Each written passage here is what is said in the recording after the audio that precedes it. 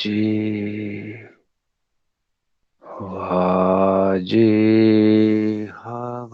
वाजेहवामहे सखाय इन्द्रमोदये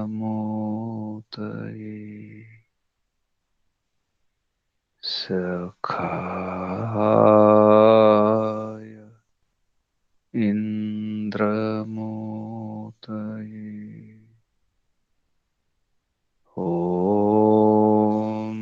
योगेन योगो ज्ञातव्यो योगो योगात् प्रवर्तते यो प्रमत्तस्तु योगेन स योगी रमते चिरम् यो अप्रमत्तस्तु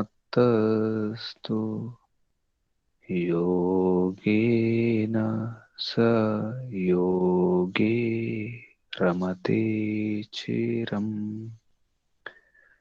ॐ हृदातष्टेषु मनसो जवेषु यद्ब्राह्मणाः संयजन्ते सखायः अत्राह त्वं द्विजोर्वेद्याभिरोह ब्रह्माणो विचरन्त्युत्वे अत्राह त्वं द्विजोर्वेद्याभिः ऊह ब्रह्माणो विचरन्त्युत्वे ॐ आर्षं ब्रह्मधर्मोपदेशं च वेदशास्त्र अविरोधिना यस्तर्केणानुसन्धत्ते सः धर्मं वेद नेतरः यः तर्केण अनुसन्धत्ते सः धर्मं वेद नेतरः ॐ प्रदीपः सर्वविद्यानामुपायायः सर्वकर्माणाम् आश्रयः सर्वधर्माणां शश्वदान्वीक्षिकी मताः आश्रयः सर्वधर्माणां शश्वदान्वीक्षिकी मताः ॐ शान्ति शान्ति शान्ति। परमपिता परमात्मा शाश्वत पिता शाश्वत माता सर्वपिता सर्वमाता ओम भूर्भुवः स्वः ఓం కో వందనాలు ఋషులకు మహర్షులకు యోగులకు మునులకు గురువులకు ఆచార్యులకు అధ్యాపకులకు పెద్దలకు మాతాపితలకు శ్రేయోభిలాషులకు మిత్రులకు చరాచర జగత్తుకు వందనాలు సర్వేభ్యో నమో నమః ప్రణవ ప్రణామ ఆత్మ బంధువులారా శాశ్వత బంధువులారా ఆత్మీయ మిత్రులారా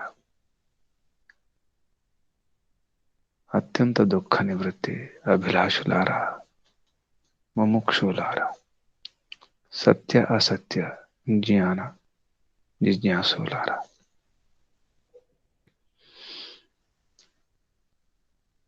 ఎన్నో సమస్యలకు అన్ని సమస్యలకు కారణాలున్నాయి. మన సమస్యలకు ముఖ్య కారణం మనం చేసుకున్న కర్మ. ఆ కర్మలు పుణ్యకర్మలు పాపకర్మలు. ఆ పాపకర్మలకు కారణం దోషములు. దోషములంటే రాగద్వేష మోహములు. రాగద్వేషాదులే దోషములు. ఆ రాగ ద్వేష మోహాల్లో ముఖ్యంగా మోహము అత్యంత ప్రబలమైనటువంటి పాపగుణం. ఆ మోహం వలననే రాగద్వేషాలు ఏర్పడతాయి. రాగద్వేషాదులకు కారణం మిథ్యాజ్ఞానం, సరిగా తెలియకపోవడం, భ్రమలో ఉండడం, భ్రాంతిలో ఉండడం.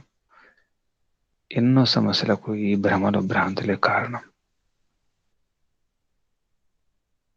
కొన్ని ఊహించుకుంటాం తెలియకుండానే.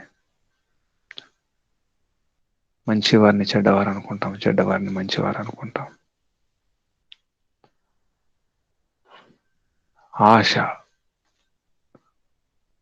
ఆశించడం జరుగుతుంది, ఆశ పడడం జరుగుతుంది.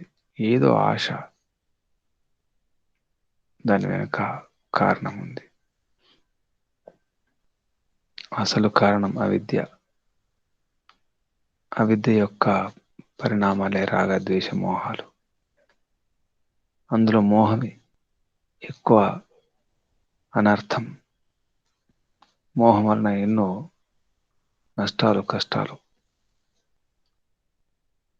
ఆ మోహాన్ని అర్థం చేసుకోవాలి.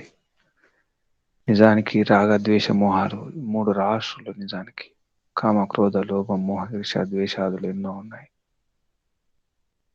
అవన్నీ కూడా ఈ రాగద్వేష మోహంలో వచ్చేస్తాయి. వాటి గురించి మేధాతిథి అక్షపాదుడు గౌతమ మహర్షి న్యాయదర్శనం ద్వారా చెప్పడం జరిగింది. న్యాయదర్శనంలో 4వ అధ్యాయం, 4వ అధ్యాయం, మొదటి పాదం, మొదటి ఆహ్నికం అందులో చెప్పుకోవడం జరిగింది. త్రైరాశ్యం రాగద్వేష మోహార్థాంతర భావాత్. న్యాయదర్శనం 4వ అధ్యాయం. ఆ మోహం నిజానికి ఈ రాగద్వేషాల కారణం చెప్పుకోవడం జరిగింది. అయితే ఈ రాగద్వేషాలు 3 వేరు వేరు కాదు, అంతా ఒకటే అని శిష్యుడు సందేహించడం జరిగింది. 4వ సూత్రంలో నైక ప్రత్యయ అనేక భావాత్ అని చెప్పేసి, అది వేరు వేరు కాదు, అంతా ఒకటే. ప్రత్యేకం అంటే విరోధ భావం ఉండడం వల్ల విరోధం అనిపిస్తుంది, కానీ అంతా ఒకటే. దానికి ఒకటి కాదు. రాగం వేరు, ద్వేషం వేరు, మోహం వేరు. మోహం కారణం కావచ్చు, అయినప్పటికీ కూడా 3 వేరు వేరు అనే విషయాన్ని 5వ సూత్రం చెప్పుకోవడం జరిగింది.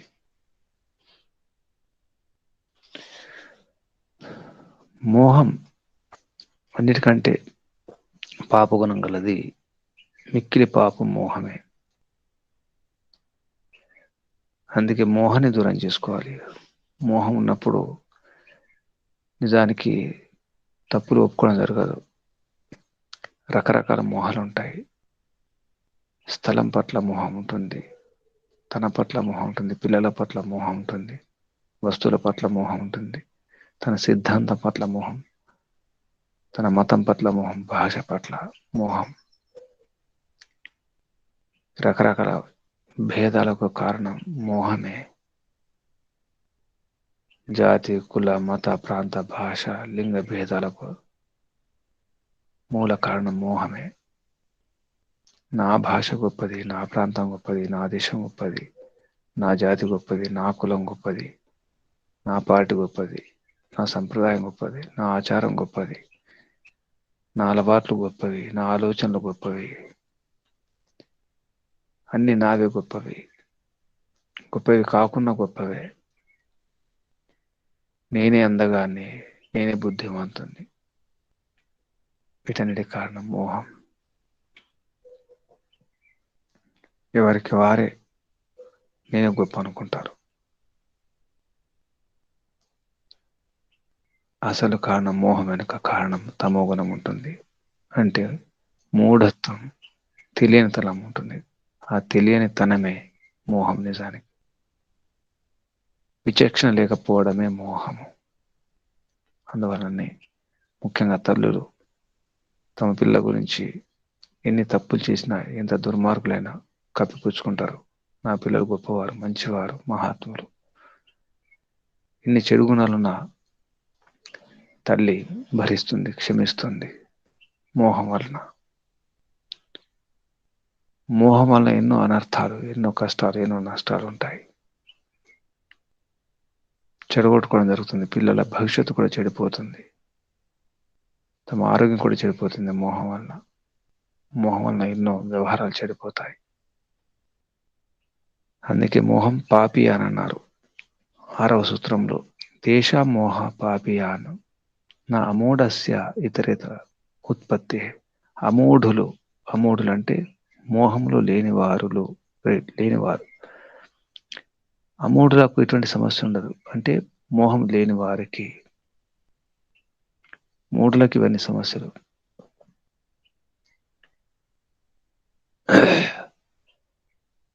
అందుకే మూఢత్వాన్ని దూరం చేసుకునే ప్రయత్నం చేయాలి. మూర్ఖత్వాన్ని దూరం చేసుకోవాలి.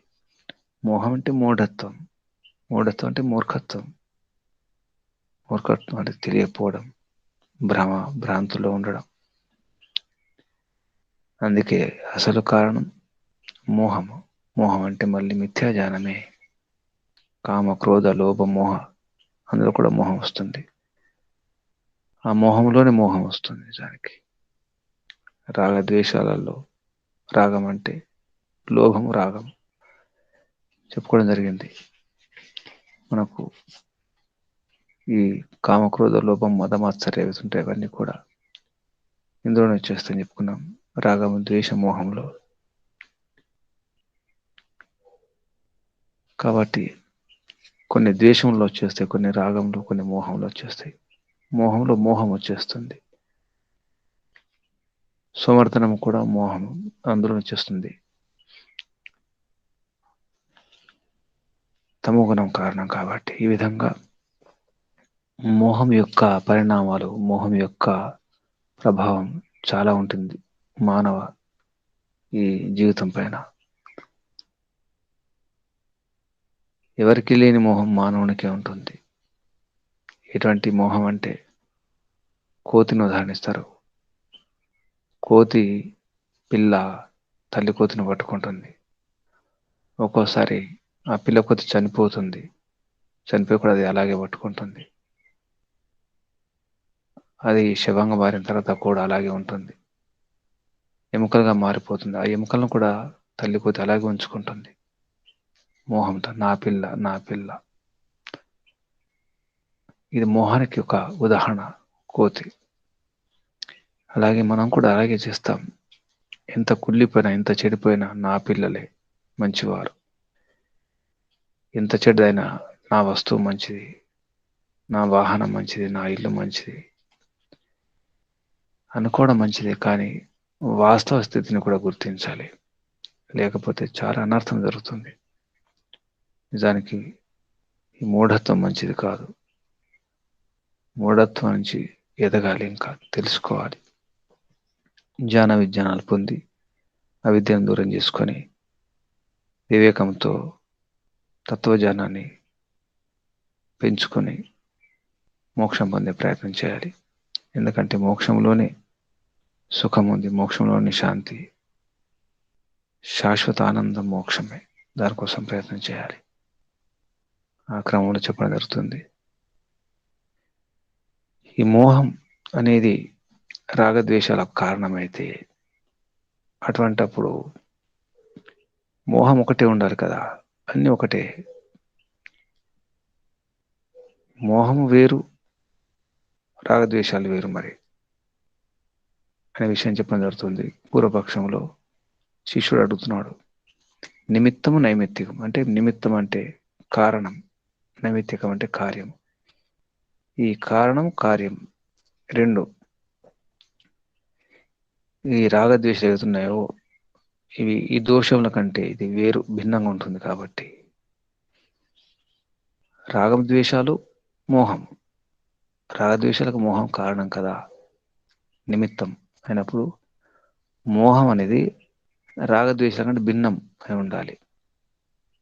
మరి రాగము, ద్వేషము, మోహం విడిగా ఎందుకు చెప్పడం జరిగింది అని శిష్యుడు అడుగుతున్నాడు. 7వ సూత్రంలో నిమిత్త నైమిత్తిక భావాత్ అర్థాంతర భావ దోషేభ్య. నిమిత్త నైమిత్తిక, నిమిత్తం అంటే కారణం, నైమిత్తికం అంటే కార్యం. రాగద్వేషాలు మోహం యొక్క రూపాలే. మోహం దాని వెనుక, రాగం వెనుక, ద్వేషం వెనుక మోహం అనే కారణం ఉంది అని చెప్పడం జరిగింది కదా. అటువంటప్పుడు మోహం వేరే ఉండాలి, రాగద్వేషాలు వేరు. ఎందుకు కలపడం జరిగింది? ఈ మూడు ఒకటే, అది మూడు వేరే రాశులు. రాగం ఒక రాశి, ద్వేషం ఒక రాశి, మోహం ఒక రాశి. ఎందుకు ఇప్పుడు జరిగింది? త్రైరాశ్యం. ఒక సూత్రం వచ్చింది, త్రైరాశ్యం అనే మాట. త్రైరాశ్యం కాదు, మూడు రాశులు కాదు, ఒకటే. త్రైరాశ్యం రాగ ద్వేష మోహార్థాంతర భావాత్. 3వ సూత్రంలో మూడు వేరు వేరు రాశులు ఎందుకు చెప్తున్నారు? మళ్ళీ రాగద్వేషాలకు కారణం మోహం అంటున్నారు, మోహాన్ని మరి ఇక్కడ కల్పిస్తున్నారు. అది కాదు, మోహం వేరు, రాగద్వేషాలు వేరు అని చెప్పడం అని ప్రశ్నిస్తున్నాడు శిష్యుడు. నిమిత్త నైమిత్తిక భావాత్ అర్థాంతర భావ దోషేభ్య. దోషేభ్య, దోషాల కంటే ఇది భిన్నంగా ఉంటుంది మోహం. దానికి గురువుగారు సమాధానంగా 8వ సూత్రం, న్యాయదర్శనము 4వ అధ్యాయము 1వ ఆహ్నికం. ఇది సమాధానము 8వ సూత్రం. నా దోష లక్షణ అవరోధాత్ మోహస్య. దోష లక్షణ అవరోధాన్ మోహస్య. అవరోధాన్ అంటే అవరోధాత్ అవుతుంది. దోష లక్షణ అవరోధాత్, దోష లక్షణాలు అవరుద్ధం అవటం వలన మోహమునకు అర్థాంతర భావము లేదు. అంటే వేరే వేరే అనేది కాదు, మోహం కారణమే కానీ రాగద్వేషాలు మోహం వేరు వేరే. సమాన జాతి అంటే ఇక్కడ సమానంగా ఉంటాయి అనే విషయం చెప్పడం జరిగింది. అసలు దోషం అంటే ఏంటి? మొదటి అధ్యాయంలో మొదటి ఆహ్నికంలో చెప్పుకున్నాం, 18వ సూత్రంలో. ప్రవర్తన లక్షణ దోష. ప్రవర్తన లక్షణం గలది దోషాలు. రాగము, ద్వేషము, మోహం అనేది మన ప్రవర్తనకు అవి లక్షణాలు. మనం ఏ విధంగా ప్రవర్తిస్తాము, ఎలా ఉంటాము, ఎలా వ్యవహారం చేస్తామనే వాటికి రాగంతో చేస్తున్నామా, ద్వేషంతో చేస్తున్నామా, మోహంతో చేస్తున్నామా? ప్రవర్తన యొక్క లక్షణమే దోషాలు, రాగద్వేష మోహాలు. కాబట్టి ఆ దోష లక్షణ అవరోధం వల్ల ఈ మోహం అనేది ఉంటుంది. మోహం తప్పకుండా దోషమే. శిష్యుడు ఏమన్నా అంటే మోహం దోషము కాదు, రాగద్వేషాలు రెండు మాత్రమే దోషాలు, మోహం దోషము కాదు. ఎందుకంటే మోహం అనేది కారణం కదా, కారణం వేరు ఉండాలి కార్యం కంటే. కార్యం వేరు, కారణం వేరు. కార్యానికి కారణము ఉన్నప్పుడు ఆ కారణం వెనుక ఉంటుంది, మళ్ళీ కార్యంలో ఉండదు కదా. ఒకసారి పిండితో రొట్టె చేసిన తర్వాత ఆ పిండి రొట్టెగా మారిపోయింది. అలాగే మోహము రాగద్వేషాలుగా మారిపోయింది. మారిపోయిన తర్వాత మళ్ళీ విడిగా చెప్పడం ఎందుకు? అది దోషం ఎలా అవుతుంది? కేవలం రాగద్వేషాలే దోషాలు అని శిష్యుని యొక్క భావం అన్నమాట. అది కాదు, మోహం కూడా దోషమే. కారణమైనప్పుడు కూడా మోహం కూడా దోషమే. దాని యొక్క ప్రభావం దానికి ఉంటుంది మోహానికి.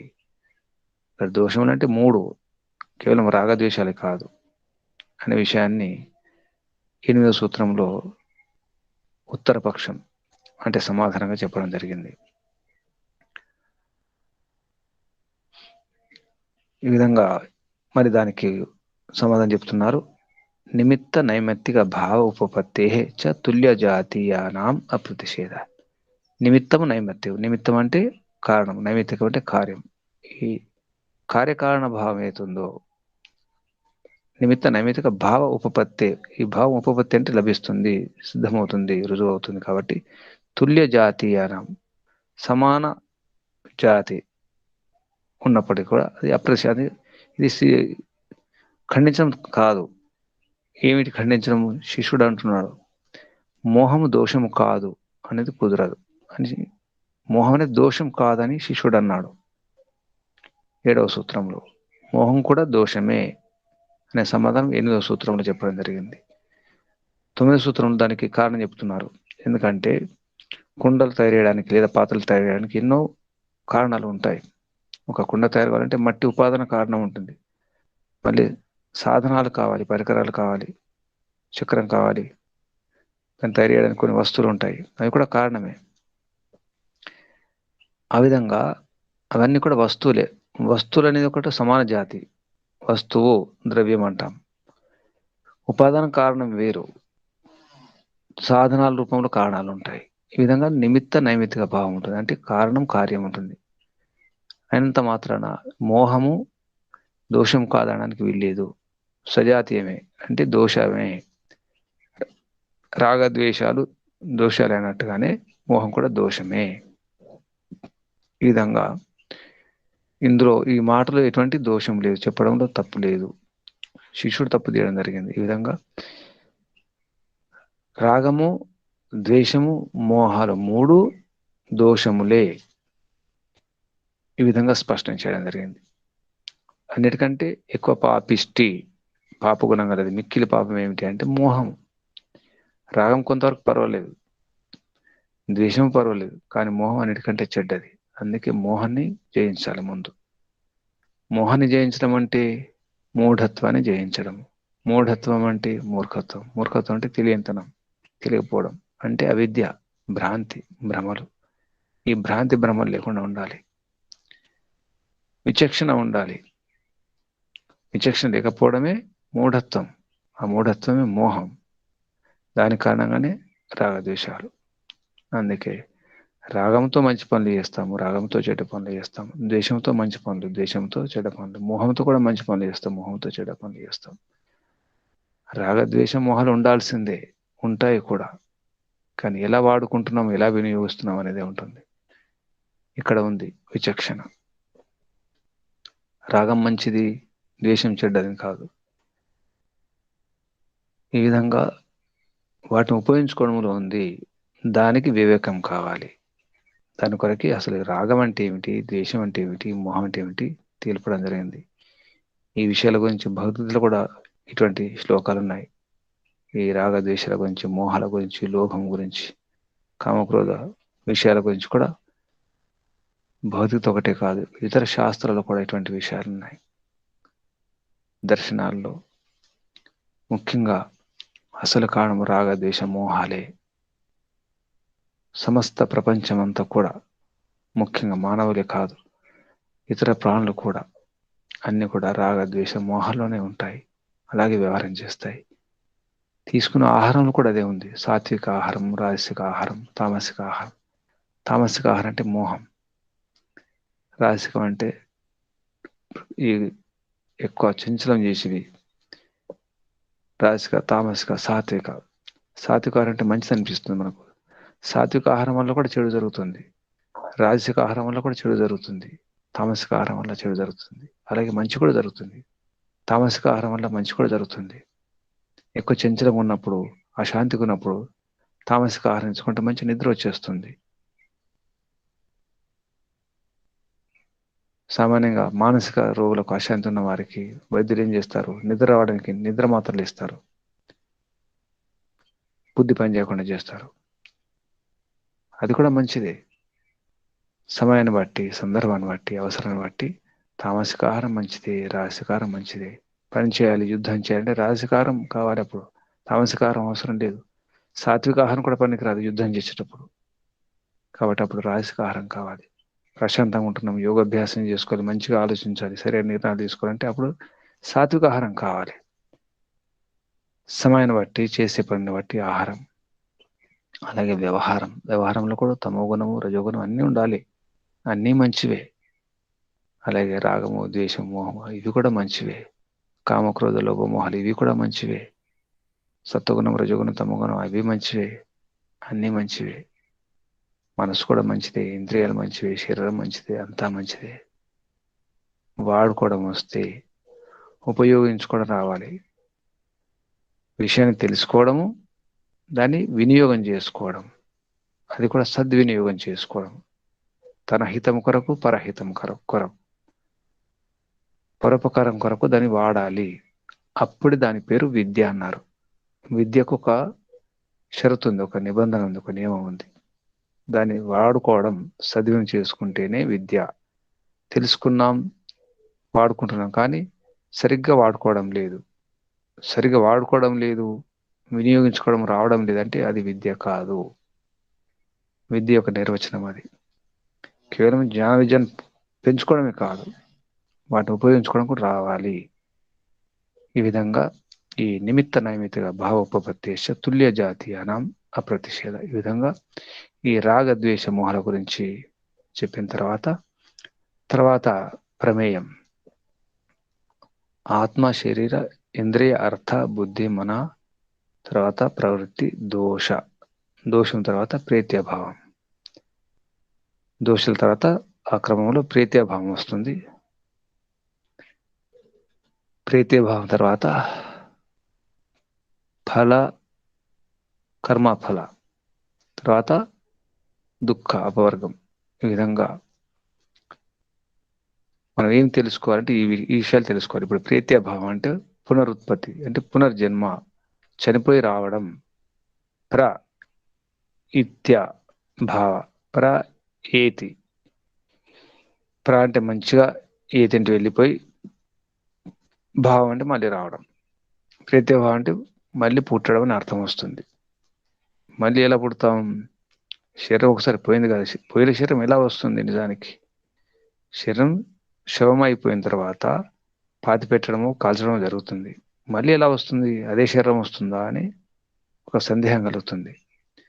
శరీరం జడము, అది అనిత్యం, అది ఎప్పటికి ఉండేది కాదు, బూడిదైపోయింది లేదా పాతబడ్డది.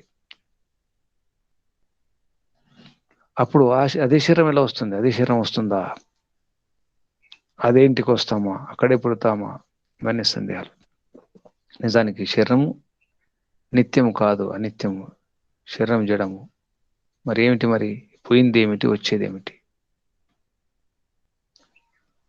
వెళ్ళిపోయింది ఏమిటి? మళ్ళీ వచ్చింది ఏమిటి అని ఆలోచిస్తే అదేమిటి అంటే అది ఆత్మే. అందుకే గౌతమ మహర్షి న్యాయదర్శనంలో ఈ 4వ అధ్యాయంలో మొదట అనేకంలో ఆ విషయాన్ని చెప్పడం జరుగుతుంది. సూత్రం 10, అధ్యాయం 4, ఆహ్నికం 1, సూత్రం 10. ప్రీత్యభావ లక్షణము ఆత్మ నిత్యత్వే ప్రీత్యభావ సిద్ధి. ఆత్మ నిత్యత్వే, ఆత్మ నిత్యత్వం ఉండడం వలన, ఆత్మ నిత్యత్వం అయినప్పుడు ఏమవుతుంది? ప్రీత్యభావం సిద్ధిస్తుంది. ప్రీత్యభావం అనేది రుజువు, అంటే పునర్జన్మ వస్తుంది, పునరుత్పత్తి జరుగుతుంది. ఆత్మ ఒకవేళ నిత్యం కాకపోతే, అది కూడా అనిత్యమైతే, అది కూడా క్షణికమైతే, అది కూడా ఇక్కడ ఉండిపోతే, లేదా అంతే సమాప్తం అయిపోతే, నాశనం అయిపోతే ఏం జరిగేది? మళ్ళీ పుట్టడం అనేది కాదు కదా. ఇదే ఆత్మ పోయింది, మళ్ళీ వచ్చింది. ఆ సంస్కారాలు, అదే సంస్కారాలు వస్తాయి. ఏ సంస్కారాలు అయితే ఉన్నాయో చనిపోయినప్పుడు, ఆ సంస్కారాలు మళ్ళీ తెచ్చుకుంటుంది. ఆత్మలో సంస్కారాలు ఉంటాయి నిజానికి. ఈ పునరుత్పత్తి, పునర్జన్మ అనేది ఎలా జరిగింది? శరీరం అయితే కాదు, అదే శరీరం కాదు, అవే కాళ్ళు చేతులు కాదు. మరి ఎలా జరిగింది అంటే ఆత్మ నిత్యం కాబట్టి ఈ పునర్జన్మ అనేది, ఈ ప్రేత్యభావం అనేది అవుతుందో అదేమి సిద్ధింపజేస్తుంది? దీన్ని రుజువు చేస్తుందంటే ఆత్మ నిత్యము అని తెలుపుతుంది. ఆత్మ నిత్యం కాబట్టి జరుగుతుంది. ఒకవేళ ఆత్మ నిత్యం కాబట్టి ఇది జరగడానికి వీలు లేదు. ఇంతకుముందు ఉన్నటువంటి శరీరం విడిచిపెట్టిన తర్వాత మళ్ళీ అదే శరీరం రావడం జరగదు కదా. కాబట్టి ఆత్మ నిత్యము, ఆత్మ నిత్యం కాబట్టి శరీరం వదిలిపెట్టి పోయి మరొక కొత్త శరీరంలో, వేరొక శరీరంలో రావడం జరుగుతుంది. కాబట్టి ఆత్మ నిత్యము అనే విషయాన్ని సిద్ధిస్తుంది. ఈ విధంగా ప్రేత్యభావం అర్థమవుతుంది అని చెప్పిన తర్వాత అసలు ఈ వస్తువులు ఏమిటి, ఎలా ఉత్పత్తి అవుతాయి అంటే శరీరము పోయింది కదా, శరీరం వచ్చింది కదా, అసలు ఎక్కడి నుంచి ఎలా జరుగుతుంది? శరీరం కూడా ఒక వస్తువే. అసలు ఎలా పుడతాయి అనే విషయంలో కూడా చాలా వాదాలు ఉన్నాయి. ఆ వాదాల గురించి మనకు 11వ సూత్రం నుంచి మొదలవుతుంది. వాదాలు. వస్తువుల ఉత్పత్తి ఎలా జరుగుతుంది అంటే అభావం నుంచి భావమా, భావం నుంచి అభావమా, వ్యక్తమైన వస్తువు నుంచి వ్యక్తమైన వస్తువులు పుడతాయా, లేదంటే అవ్యక్తం నుంచి వ్యక్తం అవుతాయా, లేని దాని నుంచి ఉన్నది ఎలా వస్తుంది, ఎలా సాధ్యం, ఉన్నదాని నుంచి ఉన్నది వస్తుందా, లేని దాని నుంచి వస్తుందా అనే విషయంలో ఇక్కడ ప్రసంగం మొదలవుతుంది. 11వ సూత్రంలో న్యాయదర్శనము 4వ అధ్యాయము సూత్రం 11. 4వ అధ్యాయం 1వ ఆహ్నికంలో సూత్రం 11. వ్యక్తాద్ వ్యక్తానాం ప్రత్యక్ష ప్రామాణ్యాత్. వ్యక్తాత్ వ్యక్తమే వాటి నుండి, వ్యక్తాత్ వ్యక్తము ప్రకటమయ్యే వాటి నుంచి, కనిపించే వాటి నుంచి, లేదా అక్కడ అన్ని కళ్ళకు కనిపించకపోవచ్చు కానీ వ్యక్తం ఒకటి ఉంటుంది. కొన్ని సూక్ష్మంగా ఉంటాయి, కళ్ళకు కనిపించవు, సూక్ష్మదర్శనం ద్వారా మాత్రమే కనిపిస్తాయి, అటువంటివి కూడా ఉంటాయి. మొత్తం మీద వ్యక్తాత్ వ్యక్తమే వాటి నుంచి, వ్యక్తానం అంటే వ్యక్తమే వాటి యొక్క ప్రత్యక్షం ఉండడం వలన ఇది ప్రామాణ్యత. ఈ ప్రమాణం వలన అంటే ప్రత్యక్ష ప్రమాణం వలన మనకు అనుభవం, ఇక్కడ ప్రత్యక్షం అంటే కళ్ళకి కాదు, మన అనుభవం యొక్క ప్రమాణం ఉండడం వలన వ్యక్తాత్ వ్యక్తానం వ్యక్తం వాటి నుంచి వ్యక్తం పుడుతుంది. అంటే భావ పదార్థం నుంచి భావ పదార్థం ఉత్పత్తి అవుతుంది, అభావం నుంచి భావం కాదు అనే విషయం. మట్టి ఉంటే కుండలు తయారవుతాయి. మట్టి అసలు ఏ మట్టి లేదు, గాలి నుంచి కుండలు వస్తాయని కుదరదు. ఏ దారాలు లేవు, ఏ దూది లేదు, ఏమీ లేదు, వస్త్రాలు తయారవుతున్నాయంటే కుదరదు.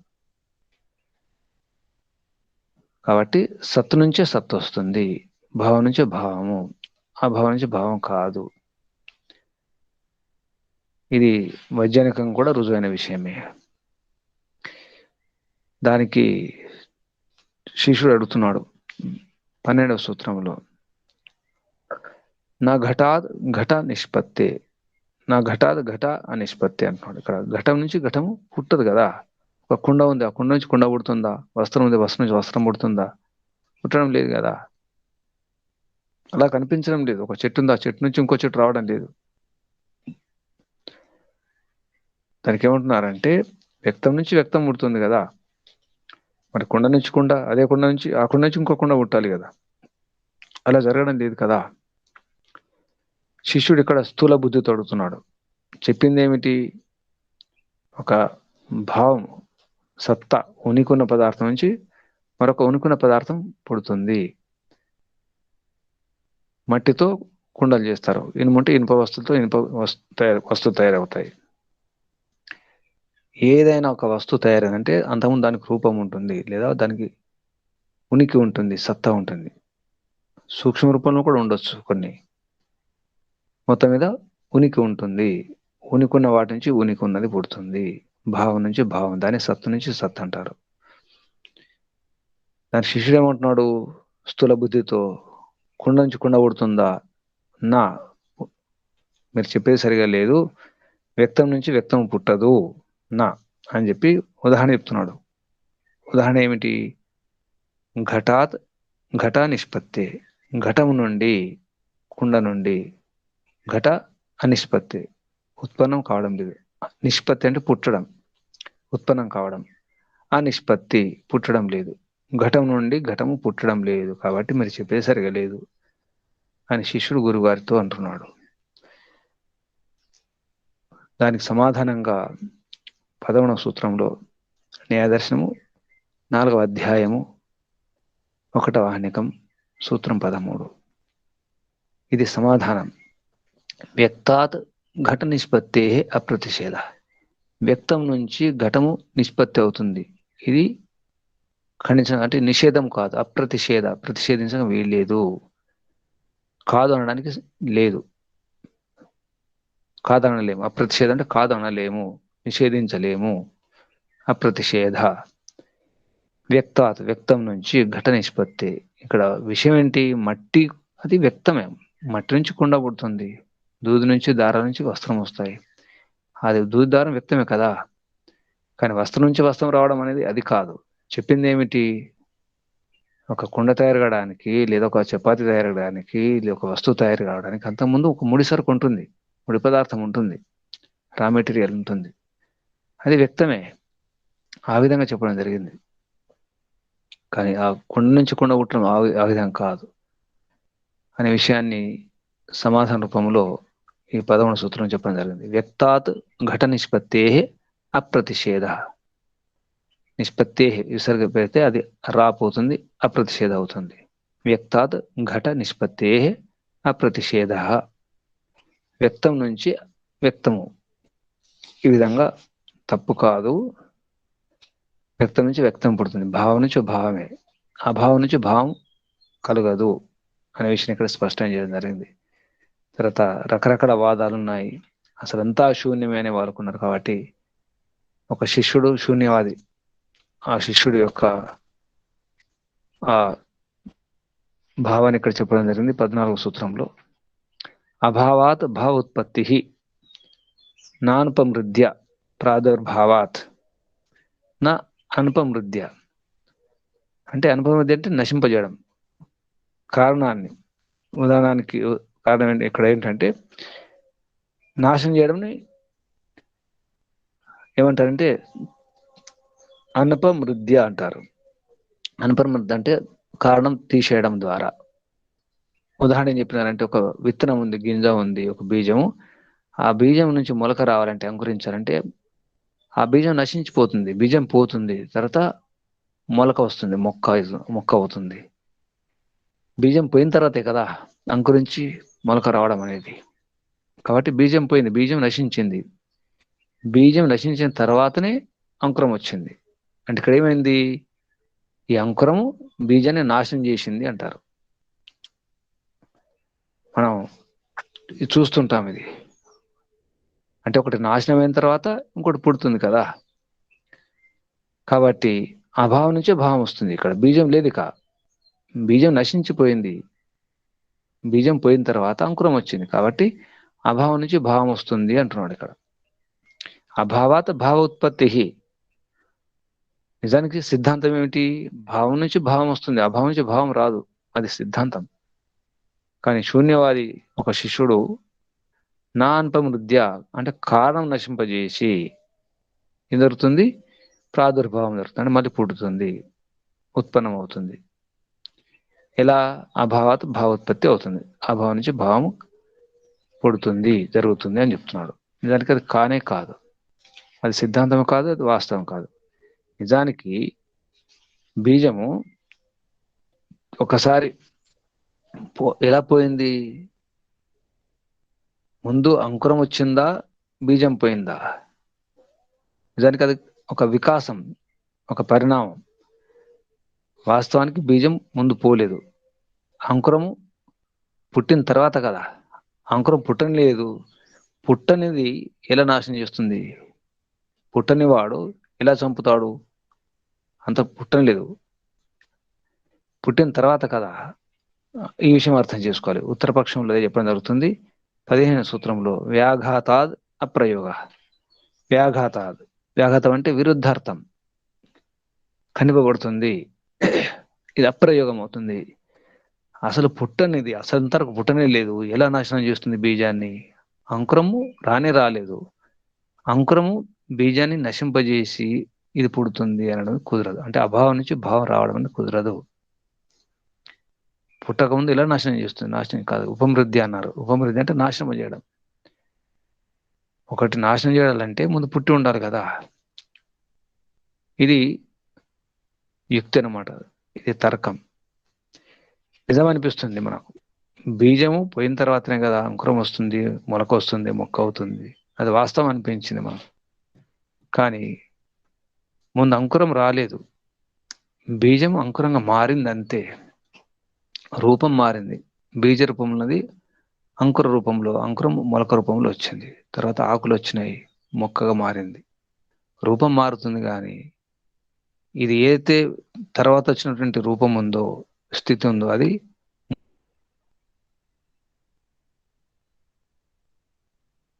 ముందున్న స్థితిని నశింపజేయాలి, అంటే నాశనం చేయడానికి వీల్లేదు, దాన్ని తీసివేయగలదు. ఈ విషయం అర్థం చేసుకోవాలి. ఈ విధంగా ఈ సృష్టి నిర్మాణం ఎలా జరుగుతుంది? భావన అంటే శరీరం పోయి మరొక శరీరం వచ్చింది. శరీరం నుంచి శరీరం పుట్టదు. ఈ శరీరం పోయి అదే శరీరం రాదు. ఈ శరీరం రావడానికి దానికి ముడిసరుకు ఉంటుంది, దానికి ఉపాదాన కారణం ఉంటుంది. ఆ విషయాన్ని ప్రత్యభావం అనే విషయంలో ఆ సందర్భంగా ఆ ప్రసంగంలో చెప్పడం జరుగుతుంది. ఈ శరీరం కూడా అంతే. ఈ శరీరం పోతుంది, ఇంకో శరీరం వస్తుంది, కానీ ఆత్మ అదే ఉంటుంది. ఆత్మ అదే శాశ్వతమే, అది నిత్యమే అని చెప్పడానికి ప్రత్యాభావం పునర్జన్మ ఉంటుంది. ఎప్పుడైతే అవిద్యను దూరం చేసుకొని వివేకంతో తత్వజ్ఞానంతో ప్రయత్నం చేస్తామో అప్పుడు మోక్షం కలుగుతుంది. మోక్షంలో మళ్ళీ శరీరం అవసరం లేదు. దానికి అన్ని ఇంద్రియాలను, మనస్సును, వీటన్ని కూడా సరిగ్గా ఉపయోగించుకుని వాడుకొని ఏమాత్రం సంస్కారాలు వృత్తులు లేకుండా చేసుకొని సమాధి స్థితి పొంది తర్వాత మోక్షం పొందినప్పుడు ఈ శరీరాలు రావు, అవసరం లేదు అప్పుడు. ఎందుకంటే శరీరమే అసలు కారణం, ఈ జన్మయే దుఃఖానికి కారణం. జన్మ లేకుండా కావడం ముఖ్యం. ఈ ప్రత్యాభావం కూడా అవసరం లేదు, పునర్జన్మ అవసరం లేదు, ఏ జన్మ అవసరం లేదు. జన్మిస్తే ఇవన్నీ సమస్యలు అలాగే ఉంటాయి, అన్ని ప్రయత్నం చేయాలి మళ్ళీ. కాబట్టి జన్మ అవసరం లేదు. జన్మ అవసరం లేకుండా ఎలా చేసుకునే విషయంలో ఇక్కడ వస్తువులు ఎలా పుడతాయి అనే ప్రసంగం తీసుకోవడం జరిగింది. వస్తువుల ఉత్పత్తికి కారణం ఏమిటి? ఆ భావం నుంచి భావం కానే కాదు, భావం నుంచే భావం పుడుతుంది. ఆ సందర్భంలో ఈ ప్రసంగం ఉంది. ఇందులో కొన్ని సిద్ధాంతాలు వస్తాయి. అసలు కారణం భగవంతుడే అనే విషయం కూడా తర్వాత సూత్రలో చెప్పడం జరుగుతుంది. ఈశ్వర కారణం పురుష కర్మ ఫల్య దర్శనాత్ అని, ఈశ్వరుడు అసలు కారణం ఈ వ్యవస్థ చేయడానికి, కర్మ ఫలం ఇవ్వడానికి. కాబట్టి భగవంతుడు లేకుండా కర్మఫలం న్యాయబద్ధంగా జరగదు, అన్యాయం అవుతుంది. తీర్పిచ్చేవాడు లేకపోతే సరిగా తీర్పు రాదు. ఎవరొకరు ఇద్దరు కొట్లాడుకున్నప్పుడు మూడోవాడు ఉండాలి, తీర్పిచ్చేవాడు ఉండాలి. ఆ మూడోవాడే పరమపిత పరమాత్మ. ఇటువంటి విషయాలు కూడా ఈ అధ్యాయంలో వస్తాయి. కర్మ ఫలము, తర్వాత దుఃఖము, అపవర్గము, వీటి గురించి ఇందులో ప్రసంగాలు వస్తాయి. మానవ జన్మ ఎలా తరించాలి, తరించడానికి ఆటంకాలు ఏమిటి, సాధనాలు ఏమిటి, ఎలా ఉపయోగించుకోవాలి, ఎలా అర్థం చేసుకునే విషయాన్ని శిష్యుని రూపంలో మన సందేహాలను కూడా ముందుంచి ఆ సందేహాలను కూడా పూర్తిగా అర్థం చేయించడానికి ప్రయత్నం చేస్తున్నారు. సందేహాలు కూడా చాలా చక్కని సందేహాలు వస్తున్నాయి. ఆ సందేహాలకు సరైన సమాధానం కూడా గౌతమ మహర్షి ఇవ్వడం జరుగుతుంది. ఇదొక శైలి, శంకా సమాధాన రూపం, ప్రశ్న ఉత్తరం. ఈ విధంగా మనకు రాని ప్రశ్నలు కూడా, మనకు రాని సందేహాలు కూడా వారే ముందుంచడం జరుగుతుంది. ఈ విధంగా లోతుగా ఆలోచించే ప్రయత్నం చేయాలి. మన సమస్యలు కానీ, మన కష్టాలు దుఃఖాలకు కూడా కారణాలు ఉన్నాయి. కారణం లేకుండా ఏది లేదు, తప్పకుండా నిమిత్తం ఉంటుంది. ఆ నిమిత్తాలు ఏమిటో అర్థం చేసుకుని ప్రయత్నం చేయాలి. అటువంటి నిమిత్తాలను దూరం చేసుకొని ఎప్పుడు కూడా ఏ సమస్య వచ్చినా, ఏ కష్టం వచ్చినా, ఏ వ్యాధి వచ్చినా, ఎన్ని రకాల దుఃఖాలు వచ్చినా అవన్నీ సామాన్య విషయాలే. నిజానికి అంతా సామాన్యమే. గతంలో జరిగిన విషయాలు ఇవన్నీ కూడా అందరికీ జరిగినాయి. ఋషులకు, మహర్షులకు, యోగులకు గతంలో అందరూ అనుభవించినారు. మనకు శరీరాలు వచ్చినాయంటే ఆ శరీరాల ద్వారా తప్పకుండా ఇవన్నీ అనుభవిస్తాం. శరీరం ఉంది, జన్మ ఉంది, ఈ శరీరంలో మనం ఉన్నామంటే ఈ రాగము, ద్వేషము, మోహము ఇవన్నీ కూడా అనుభవించాల్సిందే, తప్పనే తప్పదు. కానీ కారణం ఏమిటి? కారణం పట్టుకునే ప్రయత్నం చేయాలి. అసలు ఏమిటి? ఎంత ప్రయత్నం చేసినా కొన్ని తప్పు అనుభవించాల్సిందే. అదొక రకంగా అవసరం కూడా. ఆకలేస్తుంది, అన్నం తినాల్సిందే. దాహం ఇస్తుంది, నీరు తాగాల్సిందే. శరీరానికి విశ్రామం అవసరమే, నిద్ర అవసరమే, అన్నీ అవసరమే. ఎందుకొరకు? లక్ష్యం ఏమిటి? ఈ శరీరం సాధనం, ఇంద్రియాలు సాధనాలు, మనస్సు, బుద్ధి, చిత్తం, అహంకారం అన్ని సాధనాలే. అంతఃకరణ, కరణం అంటేనే పరికరం, సాధనాలే. అన్ని సాధనాలే. సాధనాలను సరిగా ఉపయోగించుకోవాలి.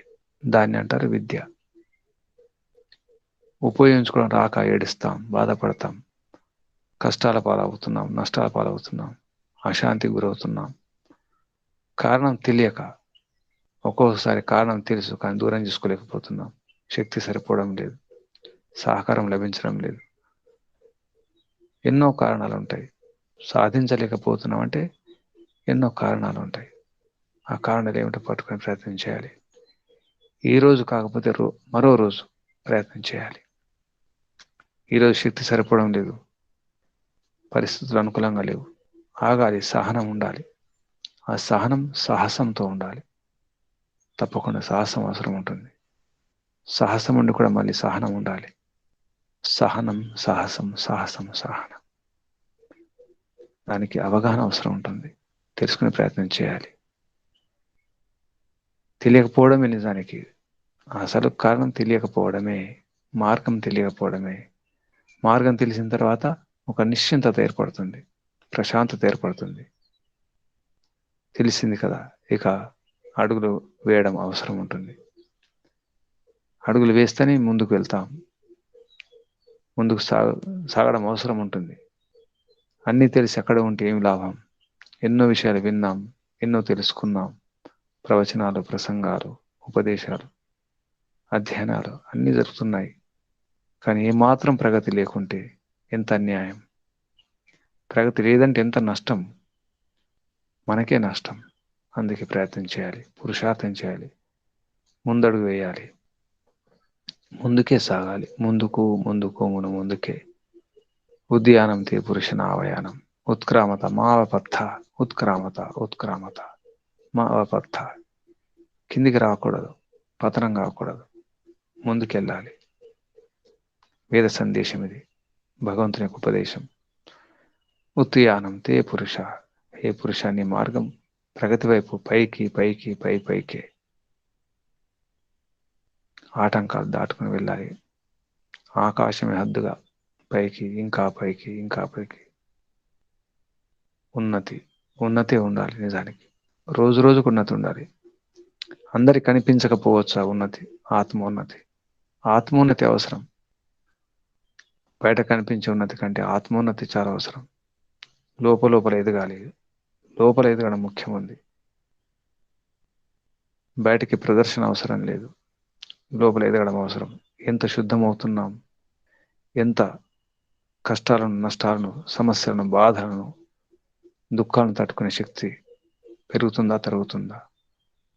ఆత్మశక్తి పెరుగుతుందా, తరుగుతుందా? ఇది చూసుకోవాలి. అప్పుడే సార్థకం.